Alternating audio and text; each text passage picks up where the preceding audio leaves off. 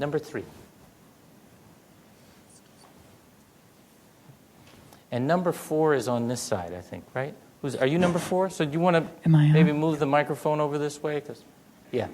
Hi. Hi, my name is Courtney Bem, and I also have some Massachusetts pride, so go Harvard. All right. When times get tough, as they are, I think that people in public life, people at the heads of organizations, have a huge challenge in how they talk to people about what is happening. So the communication about the situation will very often influences people's motivation, make them feel good, make them feel bad. And I think we see in the media a hunger for the bad news because it's sensational and it sells a lot of good papers. So how do you see your role in Massachusetts as a communicator about the issues that you're facing, walking that line between acknowledging what's going on and yet keeping people's eyes on the long term? And what do you see from the standpoint of the nation as a whole? How do we need to be moving in terms of that, of handling that challenge? Yeah, what an incredibly important question, Courtney, and I'm still trying to find the answer. I think that people generally, certainly in Massachusetts, but around the country, they want their leaders to talk to them straight. They don't want the news sensationalized, but they don't want it trivialized either. So, for example, when we were making those budget cuts, there's one way I could have gone, which is a kind of classic modern politician's way of saying, we're cutting the budget and all that stuff. And but the fact is, we lay off 1,000 people. If that happens in a factory, everybody says, what a tragedy. That happens in government, people say, good. In both cases, there are mouths to feed and bills to pay. When you cut those programs, you are affecting somebody's best chance, or in some cases, only chance. And you have to call that out. You have to call that out, seems to me. And I've been trying to do that. I've also been trying to get across the point that there is opportunity at a time like this to address some issues, and this is certainly true in government, and I think it's probably true in many companies as well, that are hard to get at under other circumstances. There are a whole host of reforms. For example, in Massachusetts, we're working on transportation reform now. We have 5 or 6 different agencies, some of them government agencies, some of them quasi-public agencies, who have responsibility for different parts of the transportation network. Until 2 years ago, they didn't even talk to each other. So they don't plan and certainly execute transportation policy very well. Now, if we were to mash those all together, not to be too technical about it, we would not get enough efficiencies to pay for our transportation needs. But before we start asking the general public to contribute more in order to make to meet our transportation needs, it seems to me we ought to be able to offer a case to them that says we have got it as sharp, as tight, and as effective as we can get it. That's hard to do in the absence of a crisis. Pension reform is another one, and I'm not talking about blowing up the defined benefit system, and moving in a private sector direction. I get the private sector direction, and I also understand the public sector model. But we do have outliers. We have loopholes, and whenever they are called out, it discredits the whole thing, and it's hard to get at politically under normal circumstances. So we seize those opportunities now to try to get at it. And then the last thing I'd say is that I think it's incumbent on all of us to keep talking about where we're going, because I don't think this hunkering down is. You can't create jobs from a bunker. You can't educate kids from a bunker. You have to open the doors and look forward and do what you can and not pretend to be able to solve every problem. In the same way, I hope you know I'm not pretending to have the answer to every question in this room. Thank you, Courtney. Yeah. Hi, Hi. my name is Chelsea, Chelsea. and I really like your story about your daughter because I came to America more than 30 years ago, Yes. broke, Yes. as a refugee, and my From daughter where? From from Vietnam. From Vietnam. Oh. Yes. And my daughter, she loves the Four Seasons Hotel, but she can't pronounce it. So she said, my favorite hotel is the Tree Hotel. Yeah, right. Yeah. But on a more serious note, we have a very affluent city here. And the city council just gave the police force a 30% raise, even though the city has about $15 million deficit. Talking about Palo Alto in No, particular? Or? no, not Palo Alto, but we have several affluent cities, but it's not Palo Alto. It's a smaller city than Palo Alto.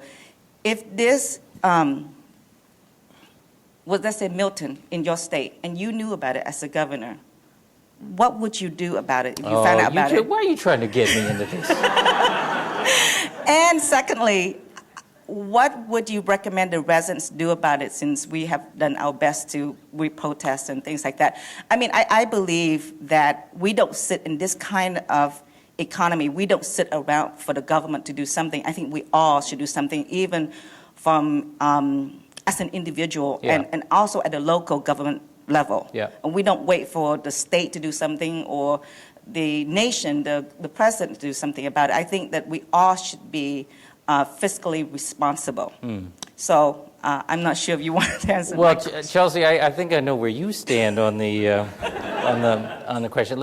First of all, I'm going to purposefully avoid commenting on the example you gave, because as a lawyer and a politician, and as a human being, I know there are two sides to every story, and I don't know what the other side is. I would make 2 points. First of all, I do think that government at all levels has to show in its practical behavior an appreciation and a sense of common cause with what's going on in households and in businesses. Now, that doesn't mean that there is one answer to every question that comes before government, but I do think you have to show common cause with those, and we don't always get it right. People, we're human beings too. We're going to make human-like decisions. So some of them be good and some of them less so. The other point I would make, though, is I really would just ask you, Chelsea, and everybody here, to choose your words carefully, and I say this respectfully, when you talk about government. Government is not them. It's us, all of us. And the sooner we start acting like that, the better. My own view is we get the government we deserve. And the folks who sit out and don't participate and say, I'm leaving that to the professional pals and all that stuff, you get what you deserve. One gets what one deserves. I don't mean you personally. I think what was so powerful about Barack Obama's campaign is that so many people who had checked out checked back in, or people in some cases checked in for the very first time. They were invited to see this as their campaign, and I think part of his big challenge is going to be keeping those folks engaged so that they see it's their government now too, and that they can express themselves on it, and not just by shouting into the void, but by engaging at the policy level. It's been a big challenge for us because I also believe in grassroots governing and ran a grassroots campaign. I think it's going to be a big challenge at the federal level as well. Thank you. You were 4. Number 5? 5. Number 5, sorry. So, Governor, my name is Jeanette Morgan. I'm Hey. with National Semiconductor and also an advisory member of the Commonwealth Club, Silicon Valley. Welcome to Thank Silicon you. Valley. Thank you for having me. And last week we were honored to have Gwen Eiffel in town, Yes. who recently, as you know, published a book I know. entitled I see it there. Breakthrough. And, of course, she talks about breakthrough leaders, Obama being one of them, and yourself. And there's a chapter devoted to you. I So know, I I have haven't two read it. questions. Okay, well, Don't first ask was, me. did you read it? I never read stuff about me. I did have to say it's terrific, and you are a breakthrough leader, so thank you. The second is she writes how you wrote an essay in your early years about how your grandmother should win Father of the Year award. Grandfather, I think. Well, she misquoted perhaps, but grandfather, and then ended up being should win Father of the Year. Given that, did that lay the foundation for your innovative thinking and laying the foundation for innovative policies such as renewables of solar and so forth? What inspiration was that for you? Well, it's interesting. I guess I better read the chapter, huh? I didn't know. Boy, it's really provocative if she said I suggested my grandmother should be Father of the Year. Was it? Does it say grandmother? Yeah, I'm pretty sure it was grandfather. We weren't doing the whole cross-gender thing then.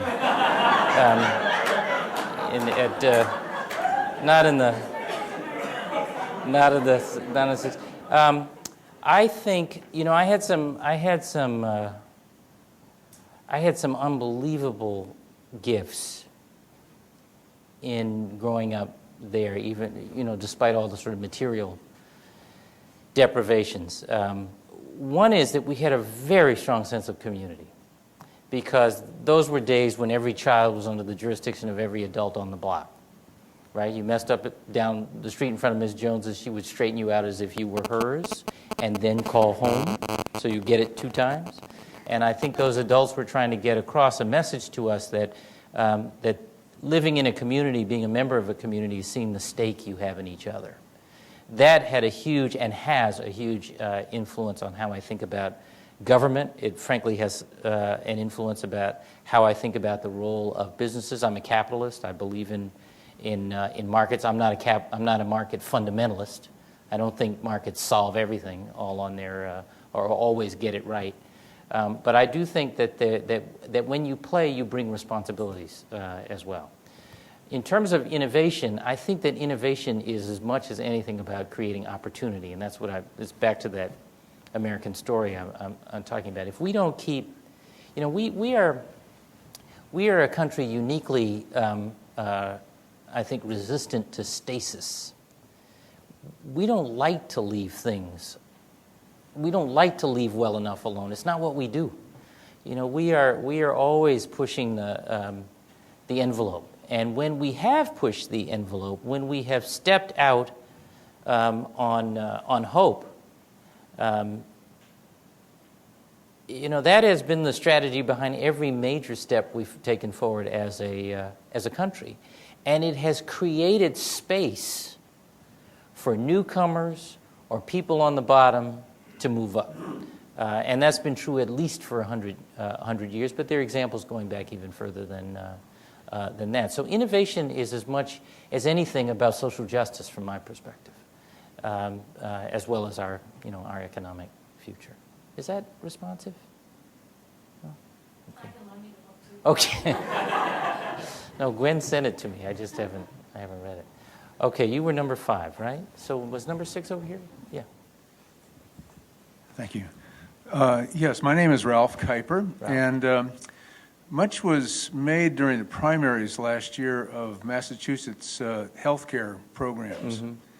And I'm wondering if you could comment a little bit on how you see that going, especially in the face of the economic downturn, and any lessons for other states or the federal government in this area.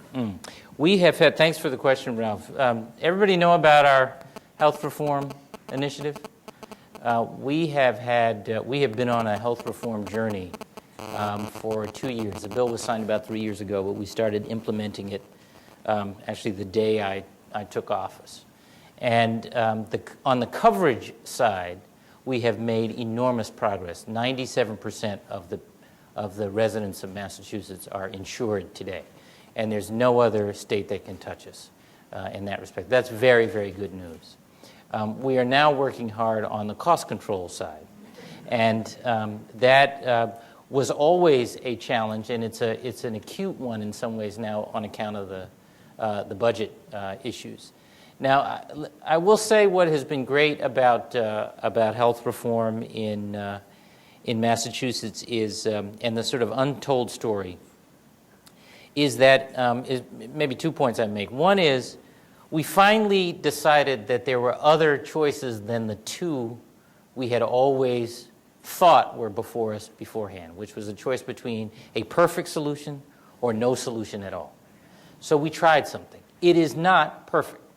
The second point I would make, which I think is enormously important and a lesson, also a lesson for states and the federal government, is that everybody was brought to the table and stayed at the table.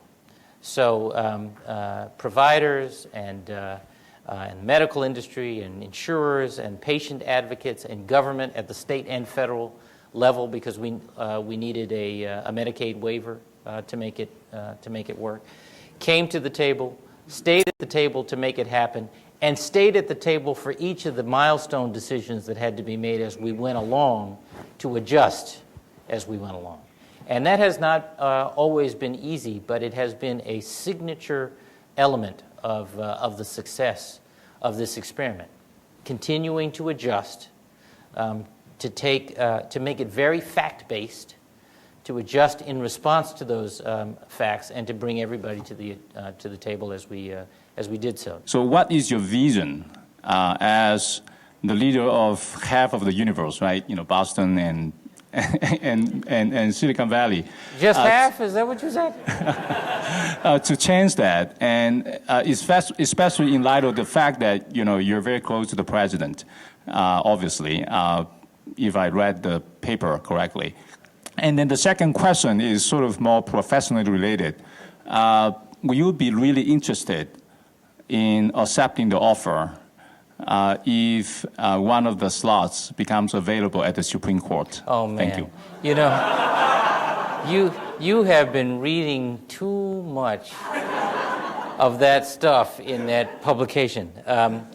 So the first question really, in some ways, comes back to, is it Andrew? To Andrew's question about the sort of appreciation of the importance of innovation among government policymakers. And I think that I can tell you that in the National Governors Association, we spend a lot of time on the importance of innovation from an economic point of view. In one form or another, really, no matter what the elements of our economy may be, of our respective economies may be, you know, whether it's farming or high tech. Innovation is on everybody's mind. So we've been talking about some ways in which we, as an organization of governors, advocate for this or that protection or loosening, as the case may be. And you can imagine in an organization with 50-plus governors, with these states and all the territories, coming to a consensus view that's sharp enough to make a difference instead of, you know, so compromise that is just kind of a hortatory expression, is an enormous challenge. I think our greatest opportunity right now is that we have a president who gets this point. And I think will make decisions and make appointments consistent with that. And he will hear individual voices, mine and others, many others, trying to make that point. And by the way, he's a really great listener, which is hugely important, I think, for effective leadership. And on the second point, no, thank you very much. I'm having a ball in this job, and I'm going to continue doing it. And if the people will have me, I'll be in the job for a second term as well. Are you number 8? Number 8. Okay, how are we doing for time? That's going to be on my list. Okay. All right, who said oh? Okay. Okay, this is, number 9 is the last one. Yeah. Are you registered to vote in Massachusetts, by the way? I'm an ex-BU Medical Center PR person, and I never did see the Red Sox, but I have some tips for you. Okay, all right. Okay, go ahead. A really quick question. Avery Lightford, V Spring Capital. You talked a lot about education, you know, up through higher ed. One of the interesting challenges is, you know, most people in today's world expect at least 2, maybe more careers in their life. Mm-hmm. But you only go to school once. Mm-hmm. So how's that supposed to work? I mean, what's the mid-career retraining, and how are you thinking about that? Avery, did you say? Avery. It's a really great question. 2 things that we're thinking about. First of all, and are doing. First of all, the state and the federal government provide some workforce training money, which we are trying to get to be flexible enough to respond to market changes and differences in our regions, by the way, even within the state, and to do it quickly. We've had some success with this, with the state money, but nowhere near enough, and we have had limited success with the federal money because it comes in kind of tight channels. So we're trying to get some of that relief, get some elbow room, so we can deploy that money a little bit more quickly. But the other point I would make is that we just finished something called the Readiness Project, which was an effort to articulate the next chapter in education reform in Massachusetts. It's a pre-K through higher ed and, frankly, workforce training strategy that's seamless. And in fact, I should stop saying pre-K because that's where I started. Folks are now making the point about 0 to 3 because the brain, I guess 95% of the brain develops in the first year and a little bit, and then we start spending money when they're 4, right? So how do we get the money spent earlier?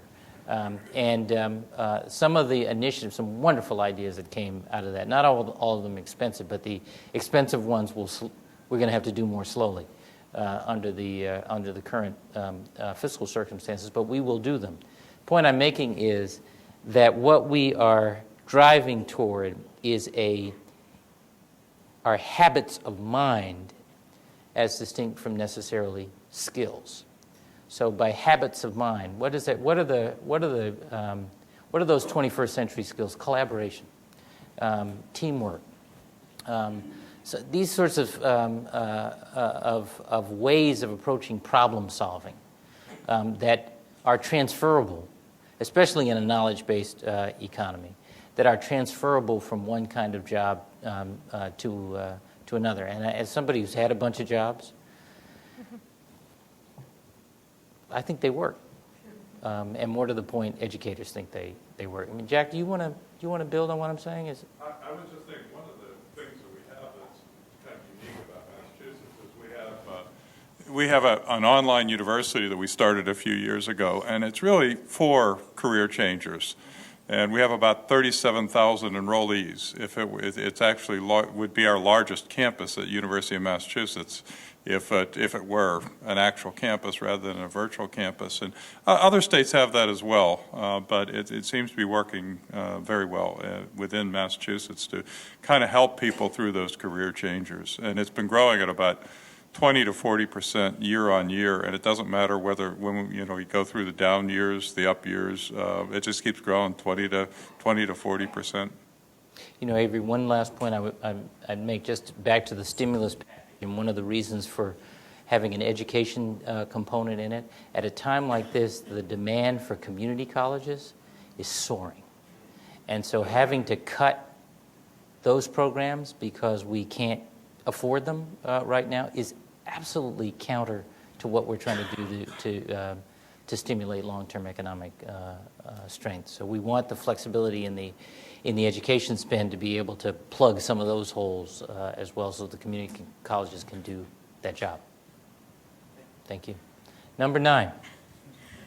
I'm Carol Sommer. I lived in the Massachusetts area for about 13 years, and this is not a question. First of all, I want to thank you, Governor Patrick. California may have better weather, but Massachusetts definitely has a nicer, more intelligent governor. And I say that, and I don't usually like politicians. But anyway, I just wanted to give you... Was that the faint praise part? Yeah. Right there? I was born in New York. We give a compliment with one hand. Yeah, right. I know. I'm married to a New Yorker. I know. And I do want to congratulate you on, trying to expand health care insurance. But as someone who's been in the healthcare field, I've been in PR marketing and healthcare for about 25 years, and in health IT for the past 10. I give you 2 tips on how to cut costs in Massachusetts. A couple of years ago, I worked for a medical dictation and transcription company that was, automating that system. I would suggest that you get all your physicians in Massachusetts to learn how to type and stop wasting. This country wastes literally billions of dollars on dictation and transcription that not only adds cost to every medical treatment, but delays appropriate treatment, because by the time the dictation and the report is transcribed and gotten back, the patient is already being treated, so maybe being treated for the wrong stuff. You know what, Carol, my primary care physician has a thing, excuse me if this is not technically correct, but he has a thing that enables him to dictate into his computer. Right. And the computer transcribes directly on the... It's speech recognition, Okay, but it thank still takes a transcriber to edit that, because speech recognition is not 100% effective. But that, yes, your physician is a little bit more advanced than a lot of other Well, physicians. thank you for that. I certainly hope so. So that would be one tip that perhaps you could share with President Obama to try to